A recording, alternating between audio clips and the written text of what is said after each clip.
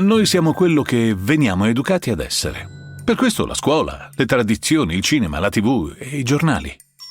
Quando impariamo una regola sulla base di quella, misuriamo il nostro mondo. Lo ha detto la scuola, lo dicono in televisione, lo vediamo al cinema e tutti ripetono la stessa cosa, quindi è una legge, è un dogma. Non dico sia tutto falso, no, però mi faccio domande, ma anche strambe.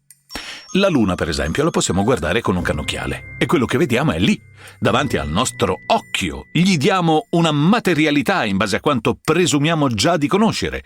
C'è un terreno, sembra sabbioso, sembra grigio, ci sono crateri, sarà una palla di roccia immobile e ferma che, da come ci hanno spiegato gli scienziati, ci mostra un solo lato, sempre quello, a causa dell'esaurirsi del suo moto circolare frenato dalla gravità terrestre. Ma cosa c'è dietro la faccia della Luna? Lo hanno visto i cosmonauti delle agenzie spaziali che hanno orbitato attorno al satellite e dicono ci sia solo la Luna. Spoglia, come di qua. Ci sono le foto.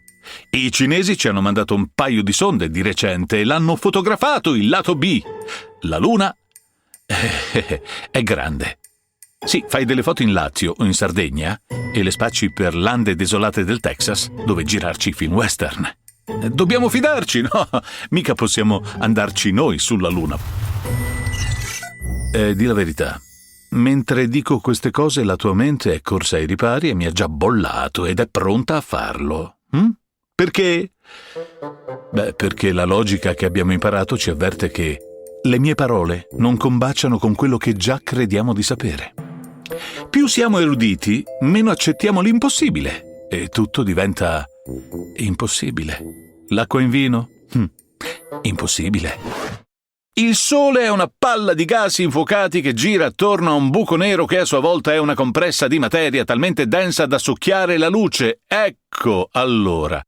Il Sole gira attorno al buco nero, la Terra gira attorno al Sole e noi abbiamo l'impressione che il Sole giri, fornisce a tutto questo movimento una logica meccanica e gli hai tolto tutta la spiritualità.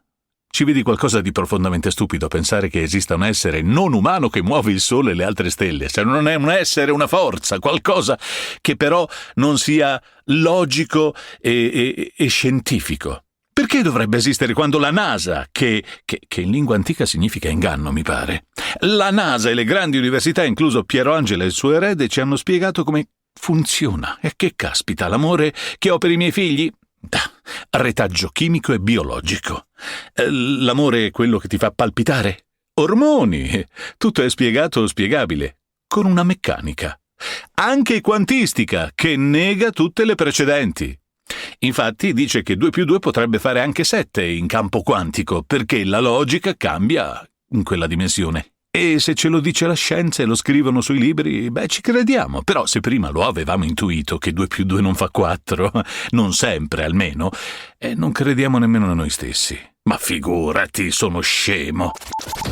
Con la scienza usata come dogma indiscutibile tutto diventa una mera e gelida spiegazione scientifica. Matematica!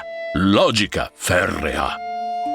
La logica è quell'insieme di incastri di elementi che non possono avere altra forma, come un puzzle. Non si discute, è logica, almeno fino a che un illogico pretende di rovesciare la forma dell'incastro e scoprire che a quel punto il puzzle assume una logica differente. Ma fino ad allora, anatema, morte, vergogna eterna! E non vuoi andare oltre perché la tua educazione quello è e non si può certo affidare ad una misteriosa forza spirituale, la ragione della materia.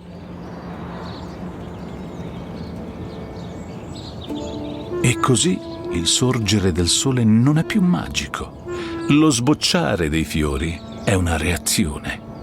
Il sussulto nel petto all'amore è solo chimica e nulla più valore.